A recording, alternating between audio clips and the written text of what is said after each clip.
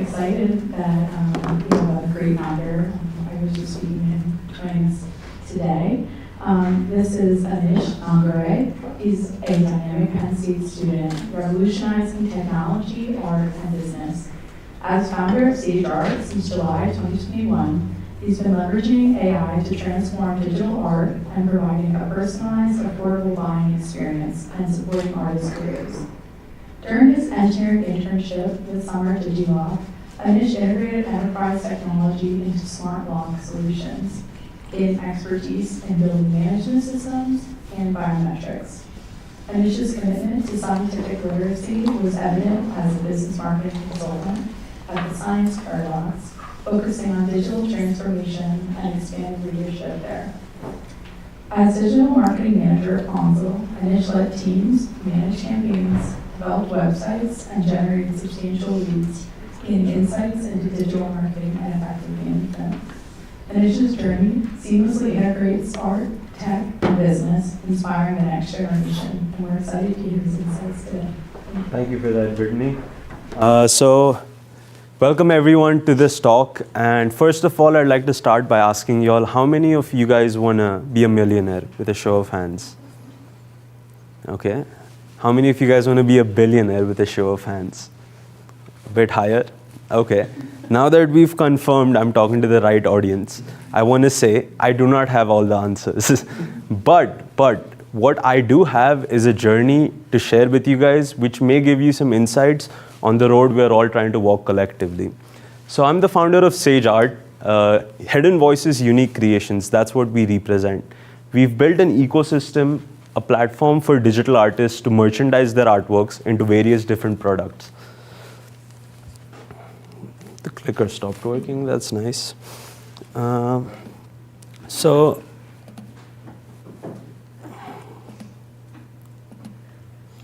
what do? We make a new way of expression. Because art has a way of communicating emotions, messages in a way words just can't match. That's why we came up with this whole platform where you can bring your creativity to life in the form of different products, different merch. And who is this for? It is for art enthusiasts primarily who want to get into the new art scene, digital art specifically, and feel like they belong to a particular new wave that's happening in India. It's for companies small to mid-scale who want to get cheap digital artworks created reliably through a singular platform. It's for influencers who are mid-scale who want to kind of monetize their brand into something as a real full-time job. And it's for gamers who are already avid lovers of digital art and have been kind of consuming it for all these years. And niches of products that don't get created can be created through our platform. These are some of the products that we've kind of done with our 45 registered artists. These represent different ideas, different emotions of artists that they've created into these products. So how did it all start? So here is my friend Kanishk on the right, and that's me with a beer, and that's his artwork. So these were the events that were happening across India, where we had bars hosting art events where people came to just buy and experience the young artists. And there was nobody catering to this online community. When I searched Digital Art India, I didn't find anything relevant. And there was this whole scene that I could see brewing up that nobody had any online representation for.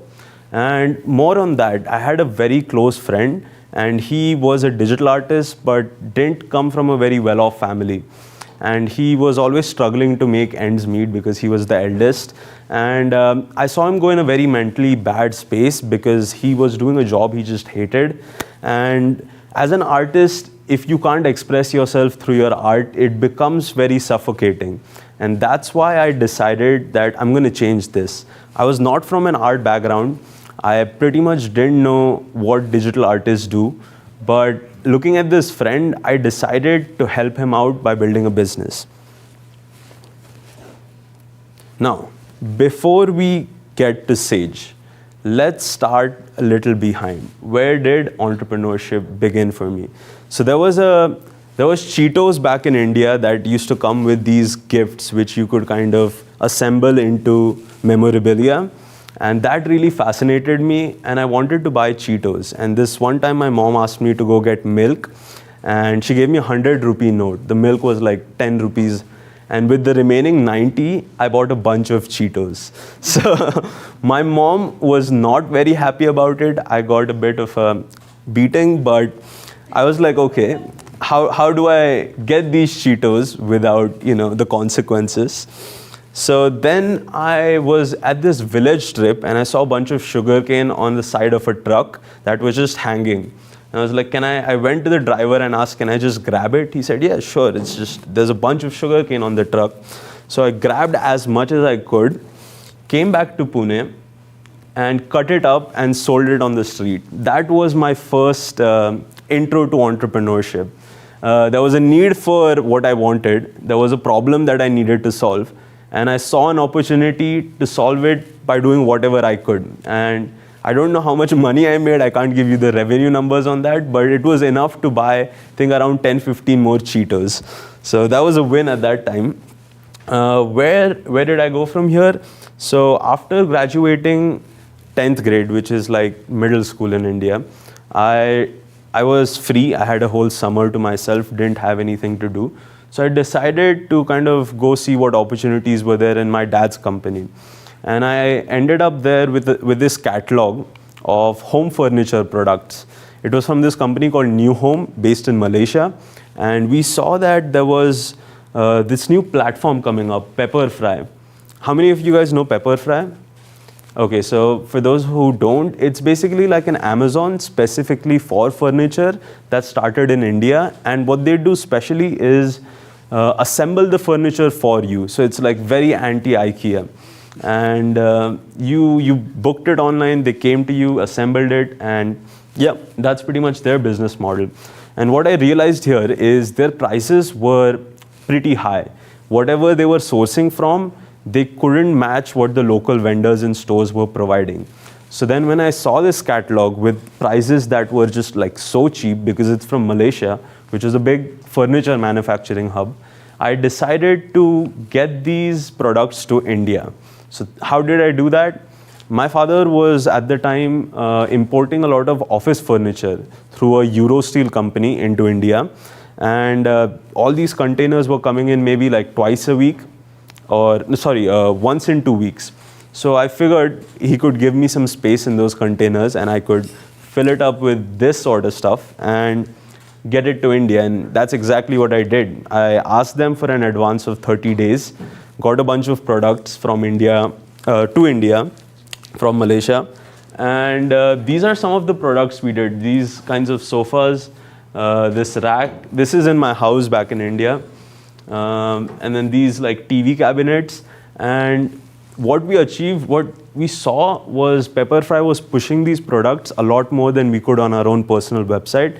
This was because Pepperfry had received a huge round of funding and they were investing heavily in marketing. So that took a burden off the distribution, and all I had to figure out was getting the product to them. So this was sold in 2016 initially. The first year we made around $200,000 in revenue. This was because of their marketing efforts, we could touch these numbers. 2017, it doubled, and that was because of a change in their model where they said they wanted to import the furniture and sell it as their own in-house brand, New Home at the time. Nest House, sorry.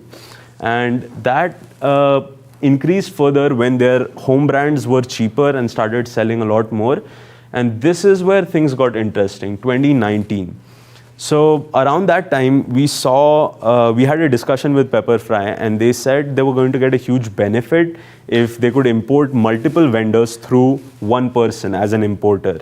And they came to us because we had a business in Malaysia, asking us to kind of find the vendors, find new furniture. And that was my mission, sourcing the right furniture that will sell in India, pricing it, and giving it to them in their warehouses. So what happened at that point was all of Malaysia's furniture, we had like 15 vendors, different manufacturers of all kinds of products, pushing all of their product through one company that was ours in India. And there you go, 1.2 million. And that was a big chunk for me, and I was so happy about that. And I decided to stop my education loan and put all my money from here towards my education. So that was one of my early, I guess, victories in this realm. It was, I wouldn't say it was very hard, but it was thanks to my father's support that I could actually pull this off. And I did see some room for me to play around there. So 2020 happens. As it says right there, it's a big L. How many of you guys were having businesses in 2020? Just show of hands. Okay. So you guys must know what kind of a year that was. A bit of a tornado storm kind of vibe out of nowhere, and just everything was wiped out. Something similar happened to this business. We went from that number to pretty much zero, like overnight, because all the supply chains got locked. In India, you couldn't process delivery. So Pepperfry didn't have a way of getting products to their customers. We didn't have a way of getting products from Malaysia to Pepperfry. And that was a bit of a setback because I had to quit my education because of that decision I took earlier. I took a break year. I was in India for 2021 and around 2020 to 2021. And the journey with Fonzel kind of began there. Fonzel was the name of my dad's company. They started off as Eurosteel by importing the traditional office furniture. And these two pictures are proof that even though it may be hard, things do get better over the years. That's when we initially started, and that was around 8 years after we began. The office became significantly bigger. We had 2 floors, and things were all right until 2020 had happened. So what did I do in 2020? Actually, yeah, before 2020, I dive deep. Let's look at the American dream, how I ended up here. So it's an interesting journey because I had seen a couple of movies like American Pie and stuff, and I decided that it's a fun place to be. And then I had to figure out what should I write on my essays. And I was like, okay, let me see what I can come up with. I said business, I said entrepreneurship, engineering, and I started off my Penn State degree as a mechanical engineer. And it was a really nice cultural change because I wanted to get away from home and experience the West for all its glory. And here I was at Penn State Abington, and as advertised, Penn State delivered, and that was amazing. So my first 2 years of college were just enjoying myself and going at it. And yeah, these are some of my pictures. That's one of my projects that I'd done for my mechanical engineering class. And I've not been a mechanical engineer for a while now. So now let's get into what happened later. 2020 hits. I've told you what happened in 2020, so there had to be some changes made. So I found this product called the sixth finger. This was one of those keys which allowed you to touch surfaces without actually touching them. And at the time, I realized fear marketing was on fleek. It was just like going. Everybody was buying masks, those gloves, all those products were selling like hotcakes. And everybody I knew was having a WhatsApp business of just sharing messages saying, we have this, we have that. And it was like, they were creating scarcity and then selling those products. And I got my hand on a bag of these products. And I figured, let me give it a shot and see how much I could sell. So we sold around like 250 units of those, most of which went to medical stores. It's not a big number, but at that time it was my first take at starting my own brand. And that came with its own challenges with how do I color it, how do I put a logo. So that's possibly the first logo I ever created for Six Finger on that poster on the bottom right. And yeah, we went to all these medical stores, pushed product, and got some cash flow going. But then I realized quickly that it's not going to really create big numbers. So there was this pivot that had happened. Break here, intro to pivot in life. So here I want to talk about a pivot. As a business, you are going to hit a few roadblocks. Pretty known fact here. But sometimes it's better to find a pivot and understand what the market needs at that moment. You may start off with a market need that you're trying to fulfill and then figure out, okay, the market's changed. That's when you kind of start looking into a pivot. So what was the the pivots that I saw, there were two key pivots that I noticed. One was in my father's company, where these were the traditional products we sold: workstations, those compactors, height adjustable tables, those chairs as well. And COVID happened and nobody was going to offices. So that ain't getting sold. Now we figured, what do we kind of pivot to make sure we stay in business? And the entire product line had to be changed. We came to these smart locker products. How many of you guys have used a smart locker, a locker that you can access with your phone? No? Okay, so that's what we started doing. There were Vicos, Gartner, two biggest companies in Europe who did this, and we decided to import it from Europe and sell it to the MNCs.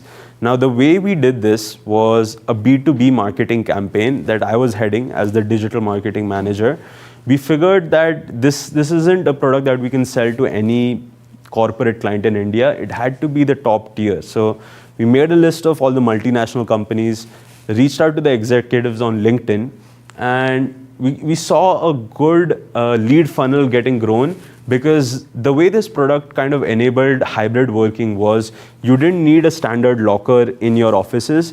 You could keep them dynamic. So any random person who comes in can access it, can book it for a day.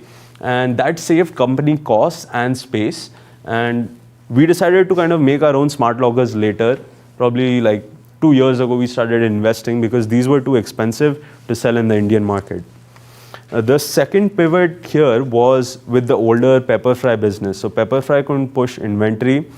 They gave all the stuff to us, and we had around 2 lakhs worth of inventory just sitting in the warehouses. We decided to sell it on OLX, which is the second-hand selling platform, like almost like what eBay was or is. And we pushed all the inventory out, got rid of everything, broke even barely, and didn't lose any money on that. So that was another big victory through pivots that we could kind of see. There was a huge round of layoffs in our company. Like I think half the staff got laid off, even though we didn't want to do that. There was just some hard decisions you had to take. Okay, we're now up to speed and back to school in 2021. The journey of business at Penn State was, for me, this entire building. I call it my second home because I've grown up watching business. And here, when I came as a student, I was living like 2 streets across there on South Allen and didn't have anywhere or as an outlet to do business. And I found out this space, found out the legends, Elizabeth, Jason, Ben at the time was here. And these guys were just so amazing because they gave me the opportunity to fail here. And that is something not many people will provide. They gave me the space, they gave me the knowledge, they gave me the know-how, and I could experiment with all these ideas that I had that weren't a business, but were just ideas. From the idea test lab to the accelerator, I learned so much through these programs. And here in the images, you'll see these are the late night grind sessions. That's the setup. I don't know what I was thinking with 3 monitors there. It barely used 2 of them. And then these were some of the events we did at 3 Dots, where we kind of got out there, showed the product, showed the idea, did a few things for clubs around Penn State. And the one on the left here is for International Student Council. We did some merch for AVT and a couple other organizations on campus. And these are some of the flowcharts and canvases that they taught me in the programs that really put a business perspective in mind. And what that helped me do is not only approach my business better, but I could see every other business better. Where it'll fail, where it'll win, what are the pros, the cons, and can it even fit the market? So that's the invaluable knowledge that I gained from the Launchbox, and I can't thank them enough for that. And now we're back at Sage. So Sage was quite an interesting journey. Around 2.5 years have gone, and I wanted to tell you guys how it all got built. So initially we had customer discovery, spoke to over 50 artists, asked them what they needed, and the key problems they said were, we didn't have good vendors who were producing high quality merch. We didn't have the know-how of making a website. We didn't know how to handle logistics, which is shipping to the customer, returns, and all of the stuff that comes with an e-commerce store. And these guys were young students who were already kind of preoccupied with college activities and were trying to make some money on the side. Now, in the events that I'd showed you earlier, they used to make around $150 in a day. And there was no online space that allowed them to do this. There was only these particular sets of events by this company called Optical Asylum. You've heard of him?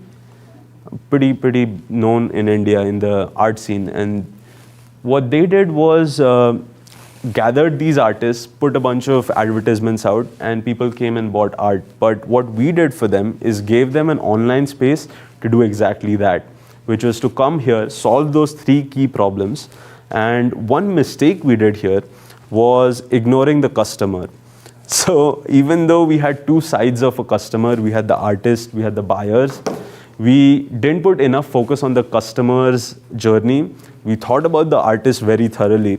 And once we built the website, we kind of realized that it's not a good shopping experience. So we went back to the drawing board, figured out what we could do to improve product visibility. You couldn't see products until 5 clicks into the website.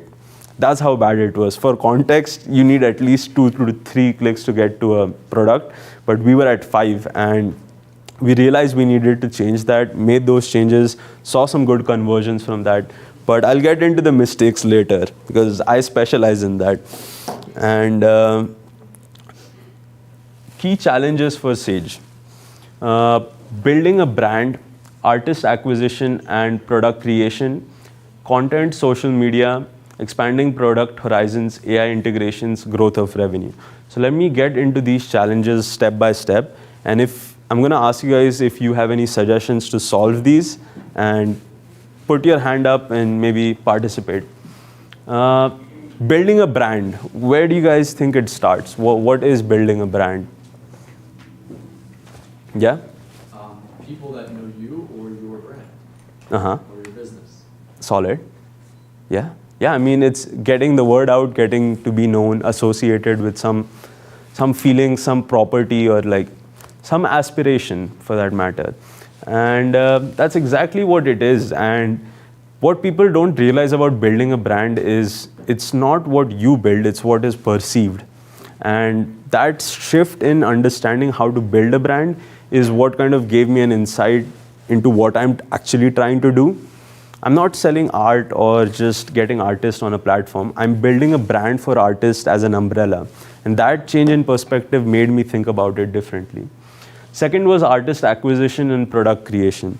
This should sound easy, but was not. We found out that, okay, we could get all these promotions out on our social media, did a bunch of reels where we recorded artists give some answers at these Optical Asylum events. And once we had the artist's attention, we told them to sign up. They raised their hands. We're like, why? So we went back, had a few interviews. They said, I mean, right now we don't want to make products, but if it's easier, we'll give it a shot. The reason they said no initially was when they signed up, our interface was so bad that they just were like confused and didn't want to interact with the website at all. So we went back, redesigned the entire backend interface, and that's when they were like, okay, let's kind of participate. We have around 45 artists now in the system who are actively participating. Content creation. This was another big challenge for me specifically. Do you guys have any ideas on content? What content is, how to make good content? Yep. Showing the art. Showing the art. Yep, good place to start. Yeah. Day in the life of a student entrepreneur. Oh, solid. Yeah, that's a good one. Here, content was a big challenge for me because I've made content for B2B. I knew what I was doing when I was doing that, but B2C was a whole different challenge. It's about engaging the audience enough to where they trust you. And also, another thing I noticed in B2C is you won't get conversions very easily because you have to hit them multiple times. On a B2B, you're like out there, you talk to them once and they're like, okay, can we do this? Can we not? done, and then you may revisit that lead. On a B2C side of thing, it's like you have to be visible every day almost, and that consistency is needed for your customer to buy something from you. So that was a big hard pill for me to swallow, and we did get content out every day. And we're still figuring out content, I would say, but we've had a few successes. We got a reel reach 60K, which was a big win. And we're slowly getting there. Justin might be an expert on content here, and we're trying to catch up, but yeah, he's in the millions. We'll get there someday, but yeah, some legends here at Launchbox. And now, expanding on the product horizons. So we noticed we had a black and white t-shirt on which we were printing all the art. Now that's not the most attractive product. So why is that? When you look at a fashion brand, when people are, or rather the customers looking at us, he's looking at it as a t-shirt. He's not looking at the art beyond, the artist beyond. For him, it is a t-shirt or a hoodie. So when we design these products, we need to be able to articulate what our brand represents through their work, which is a bit of a challenge. And that's a little tricky to solve, but what we realized is, okay, we can put an angle of fashion in there as a layer of a fashion designer between the artist and the final product. And that started to kind of solve some issues where people were like, okay, this looks good.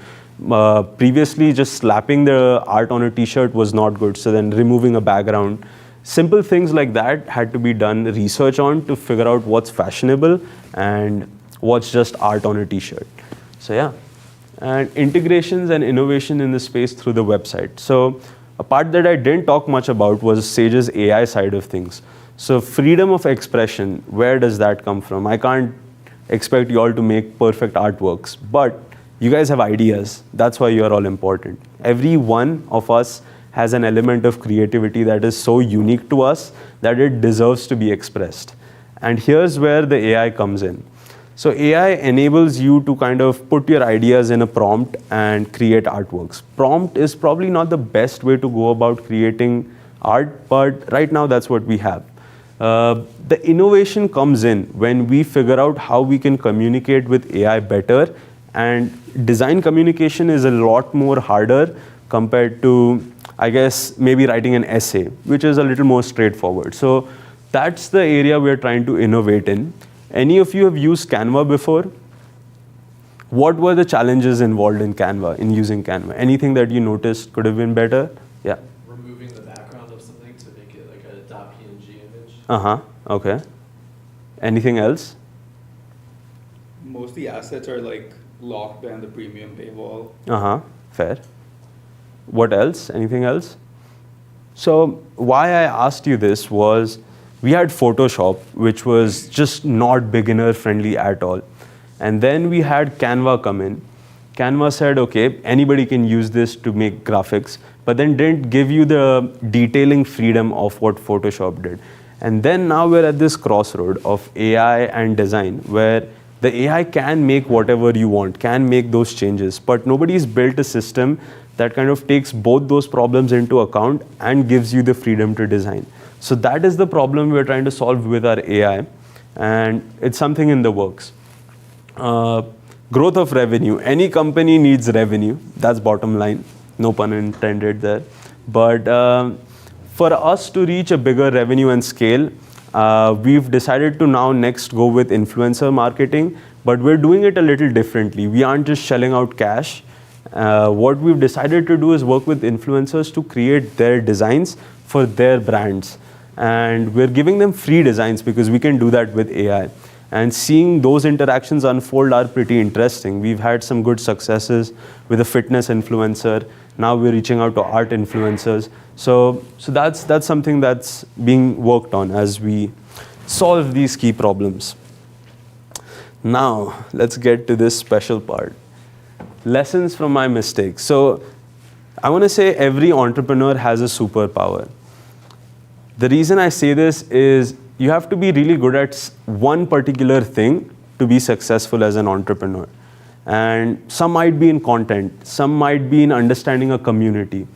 Some might even be as innovative as understanding the market's problem, even if it's not defined.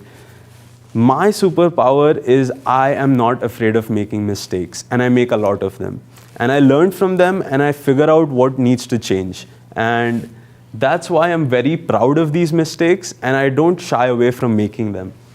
Distribution is what drives business, not the product. So this took me a while to figure out because with Sage initially, we had built this website after putting in all that effort with the design, with the development, features are working. And then we tried to push product and nothing was selling. And we're like, wait, what's wrong? Why isn't anything moving? We have everything we need. Well, it turns out they're not caring about your product. They're caring about how it's coming to them. So distribution is much more important for your revenue than how the product looks. Like take the example of a fidget spinner, right? Like what is that product? It's a spinner, it's a toy. And what drove that to crazy success were those two 19-year-olds marketing it and creating successful distribution channels. Second, brand is not created, it is perceived. As a kind of touch base on it, for me to start selling art on a bigger scale, Sage brand has to grow.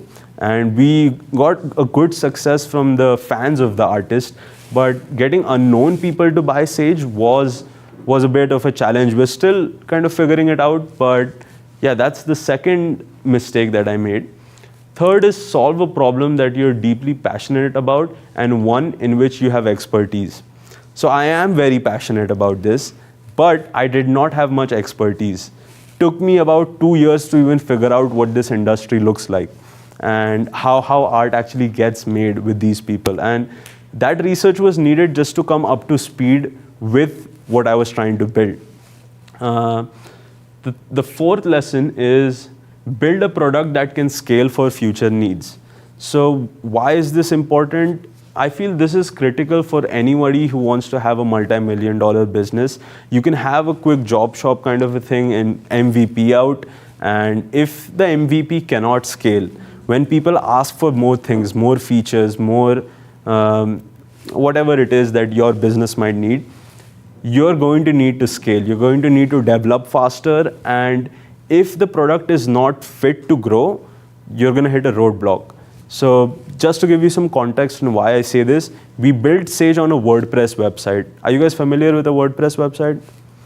Pretty standard stuff. So we realized there were all these features we had planned that we couldn't build into a WordPress website. And that realization came in after we'd finished the website. And we had to kind of relook everything. The whole AI integration could not be done on a WordPress site. It was just a nightmare, like a lot of custom coding. And that's why I would say build a product that can scale so that way growth doesn't stop as per demand. Now I want to talk about a few case studies. So with these 4 problems that I encountered, I tried to look at the industry leaders and see what they did to solve it. So let's look at Amazon. So Amazon is the master of distribution. They care deeply about customer service, and what they managed to do with their fulfillment, order fulfillment, was unparred. They figured out how to get products to you in 2 days, which any company that was working online had not done. Even though it was books, that speed made the customer loyal to what Amazon was selling. They did invest a bunch in technology, ML models, to kind of hyper speed that whole order fulfillment process, and even sustainability was taken into account. Small things like having a machine learning model figure out how to put packets together to reach the correct places, and all of that kind of increased their output of each delivery driver. The next case I want to talk about is the problem of branding. Are you guys aware of this brand? All of you? Yeah, there is a reason why this is a successful branding story. So Liquid Death was a company that started with this guy in LA saying, why don't we make water cool? Why was this problem coming up? He was going to a bunch of music concerts and there were all these artists drinking energy drinks, but in the cans of those energy drinks was water because they didn't want to actually drink those drinks. And he realized, like, why hasn't anyone made a cool looking water brand? And he came up with this edgy concept. Like nobody would look at this and go, that's water, unless they read about it. And that mindset of when you cross the aisle, you see this bottle and you won't stop unless you pick it up, has made them the successful brand that they are. They actually first got into Whole Foods, which got them into the premium market, which became a desired product of sorts because of how it looked and what it represented. Their ads were also very, very edgy, reaching millions of views in like days. So that was a big part of their whole branding, which was getting social media content right and a cultural connection that kind of gave young audiences something better to look forward to rather than those Aquafina or like Bisleri bottles. Sustainability was another key focus, moving from the plastic bottles to a metal can, giving people the option to actually recycle these and feel better about drinking their brand. And the one and only Steve Jobs for passion and knowledge. So the iPhone, I feel, is one of the most innovative products that has come out in the last couple of decades. The reason I say this is because it combines what technology has to offer to each and every one and gives it to everyone that can access it. And why is that so hard? Because before this, you had your traditional desktops, you had your commercial computing that kind of took off. Home computing wasn't there. Before the iPhone, the biggest success of Apple was getting into the home computing market.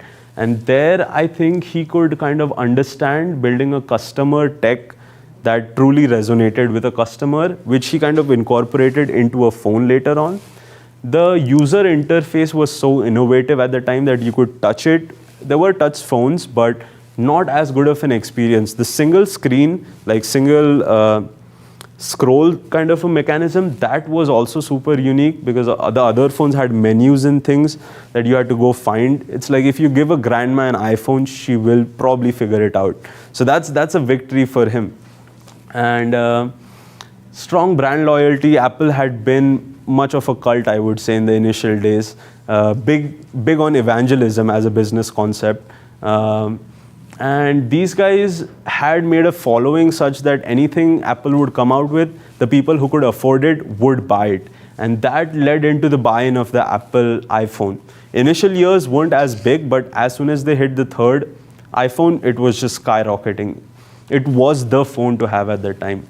Marketing was one of the most special things about Steve Jobs, especially with that old ad he made showing like those athletes throwing a hammer into the wall. Like the rebel in him just got the message out so right, and everybody really resonated with those keynotes that he used to have as well, where every keynote Jobs came in, it was excitement, people were cheering like he was a superstar. It was like a concert basically. And that's one of the key things about his passion and knowledge that I really liked. The passion to solve the problem of connecting technology to people and the knowledge and the know-how of how to do it. Then we come to this modern genius, which is Elon Musk. Scaling for the future is what I feel Musk specializes in. As a leader, you have to put out a vision to your company, to the people who are buying your product, and the vision has to be greater than what it is today. That is, for him in his case, going to Mars, figuring out the energy crisis. These are like huge goals that a company cannot achieve probably within 5 years, 10 years of even existing. But the goal being that huge means that there is room for scale in every year that he functions. And that was, I think, one of the key things he did right. And of course, you had to back it up with a bunch of innovation. Just giving out a big goal doesn't really do much. You can take the example of Blue Origin. I mean, they went to space, took Bezos to space, came down, and then he just said, you guys made this possible. So it's the innovation of building a reusable rocket, an electric car that's faster than most of the sports cars, is where the product really shone and people connected with that. People said he's doing something right, and even economies of scale, right? So the way he got SpaceX out of the crisis situation was getting the NASA contracts. what he did differently compared to other space companies was space companies said, okay, let's get this one rocket launch right, and that's that. Like, that's NASA's approach. SpaceX said, we'll fail continuously, we'll fail fast, and that's what led to NASA believing in Musk's vision and actually funding the next lunar missions, and that's how he kind of grew the next round of funding. Investments in renewable energy. So he's big on solar and batteries, and that's a peripheral business that's needed to kind of fund those two. And he connected these different businesses together through strategic investments and buyouts that led to the whole umbrella of Elon Musk companies. Even Twitter, for that matter, most people wouldn't agree, but it's a genius marketing ploy from his perspective, because he gets to shoot messages out to millions of people on command. It doesn't need to spend on marketing. So it's an acquisition that will probably look like a loss, but for him as an Elon Musk brand, he can say whatever he wants on there. So that's that. I hope you guys got something out of these lessons, because I looked up to these guys and definitely they've done something right for the reason that I'm pointing it out here today.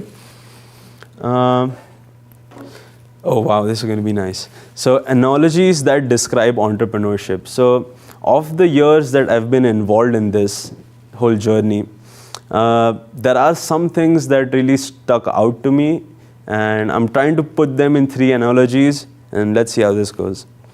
So, entrepreneurship is like jumping off a building and building a jetpack. So, most of the people love the idea of being an entrepreneur, love the idea of making millions. But then it's like this edge that we have, it's like a building's edge, that cliff. Most people are just like right here, like, you know, I'll jump. And then there are a few who just take the leap. And why do I say it's like building a jetpack? It's like you're time bound to figure things out. Otherwise, you're going to crash. You're going to run out of money. You're not going to find customers. And everything is right on that edge. Once you've taken the leap, there's no going back until you build the jetpack and fly. And it gets pretty hard. You have those splashes, but you just get up and try it again like a madman. And then the next one is like finding a vending machine with a bunch of stuck chips. So it's like those chips are a problem. There's some issue there that's making that happen. Now, any ordinary person would say, okay, let me just buy another bag of chips. But an entrepreneur would try to shake that machine, put in another $1 on the chips up top, see if it all falls down. And that's the payout, right? Like, if you win big. And if you don't, you probably try putting in more money and seeing what works. And that's why this analogy exists. The last one is leaving a ship to find your own island. So, as a person who's done a job, as a person who's seen that life, the ship is a very secure place to be. It's where you get your food, you get people to hang around with, you don't have to worry about where it's going, you're just there chilling. And the captain of the ship decides where the ship goes. So you're just on it. That's the difference between what an entrepreneur and an employee does, I feel. Not to take away from whatever employees do, they're very critical to the ship sailing. But what an entrepreneur decides is, I don't want to be on that ship because I want to decide where I want to go. I need to figure out my destination and I need to take the risk needed to get to there. So when you jump the ship, you're in this ocean, it's very lonely, you're there by yourself. If you know how to swim, might make it a couple days. If you don't, best of luck. But when you're in that ocean, it's very hard. It's very hard to see what you're doing right, where you're going. And too many doubts happen, and everybody who's on the ship is just looking at you like you're a crazy person, like you shouldn't have done that. But for what you love and what you want to pursue, you will always take that jump if you're an entrepreneur. And hence this analogy. Getting towards the end of my presentation, but I want to talk about how to find your calling. As an entrepreneur, it's very critical for you to know what your ikigai is. It's your purpose as a concept. And you have these 4 circles: what you love, what you're great at, what you got paid to do, and what the world needs. And I feel finding which business to start with, these circles will give you a solid idea of what you can pull off. It's for me, what I love is my friend and art and experiencing that. What I'm good at is e-commerce, possibly. What I can get paid for is selling a product and selling this vision of buying art to an entire country. And what the world needs is to get the artists paid, find them the right revenue source so they can live a happy life. And that is how I've reached my ikigai. It's passion, mission, vocation, profession, and combined we do what we do. Lastly, I want to talk about these guys, the 2 entrepreneurs that I watched throughout my life. That's my dad and that's my mom. My dad got into the entrepreneurship game pretty late. He was always like someone who had ideas, wanted to do things, but got married early, had me, so had responsibilities and had to stick with a job for most of his life. 12 years ago, he started his first business, and I think I was around 12 at that time. And I've seen him grow as a person, as an entrepreneur, and I've seen that business grow. And that gives me hope that one day mine will too. And it just keeps me on the path of walking this tough road that we call entrepreneurship. And he has his business which is doing all right and needs some help there. So what's next for me is India. That's my next mission. I'm going back home to do 2 things that I love. Business and business. And I'm going to do it with 2 of them. One, help my dad out, and work on Sage. See those 2 visions come true would be, like, I can't put it into words how happy I'd be. And that's my next mission. This semester I'm graduating, probably going to go back within a couple of months and going to hit the road right and hopefully succeed one day. And let's get to the Q&A. Thank you so much, guys. It was an honor to present.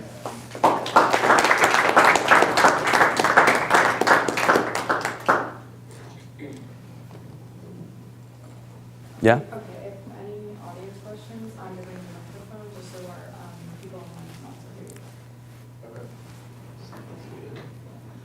What has been your favorite Penn State program, resource, anything that you really speak highly of? Elizabeth, that's the one resource I would say has put me on track. And see, it's not just her as a person. She was like my American mom. Like, I have 3 American moms, I say. One is the lady I work with at my library. The second one is Elizabeth, and I was interning in Digilog and I stayed there with this lovely lady there. And these 3 people have taught me a lot of important things. And Elizabeth, out of them, has given me this space. We've had a lot of friction as well, but it was good for me to grow and not just be complacent in what I thought was right. So I respect her for that a lot, and she's a very smart, savvy person, manages a lot of things. Like, she has a bunch of kids, has a business. Yeah. And yeah, it gave me hope. I was having like 23 credit semesters, was trying to run this at the same time. And whenever I'd give that excuse, she'd be like, you think I have less things to do? I was like, okay, fair enough. Awesome. Uh-huh. Great job, man. Thanks.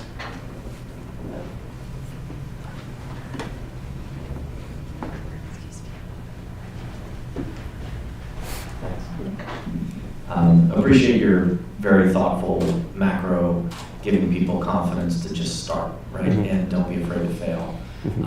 So I work part-time in the Sharon, Pennsylvania area with the Schneider Lunchbox. And I would love for you to just talk a little bit, because you were at Penn State Abington before you came here. So can you talk a little bit about how you connected with that lunchbox, what the trigger was to get you here, and I assume you still have some connections with the Abington lunchbox too. Just like if there's an entrepreneur out there from a Commonwealth campus. Explain your transition to here and how you were able to tap into all those resources. I see. I would say I wasn't into the Abington Launchbox at the time when I was there. I didn't hear much from the Launchbox there, but more than that, I wasn't looking for it at the time. As I told you, the first 2 years were just enjoying myself here in the country, and I didn't look at that opportunity. But for anyone who's out there in a satellite campus, getting connected early on is going to give you an edge when you come here, for sure, is what I can say. Once I look at myself in the past, I would say if I had gone into the Abington programs, I would have been so much more equipped to use the resources in University Park much better than how I did, because like we have over 200 advisors in the network. And not just that, but so many people you can reach out to here that you can also do while you're in those launch boxes. And getting tapped into the network early on will definitely be awesome. Yeah, does that help? Yeah, no, that's great. Any other questions?